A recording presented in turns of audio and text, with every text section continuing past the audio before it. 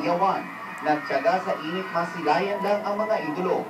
Panay ang pagkanta sa mga hit songs ng grupo.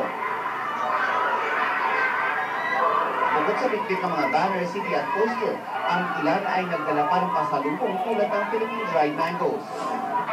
Ito lang napili mo. Ang favorite nila to. Aabot ng 80 security guards ang itinalaga ng naiyawan para hindi magkagulo. At bago mag-alas 4 kaninang hapon, dumating na ang 5-man Korean boy band. All smiles habang papalabas ng airport. Ang fans hindi na magkamayaw. Wala namang naiulat na nasaktan.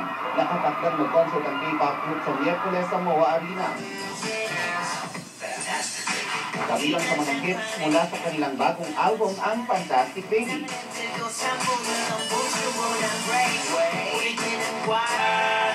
Monster at Bad Boy.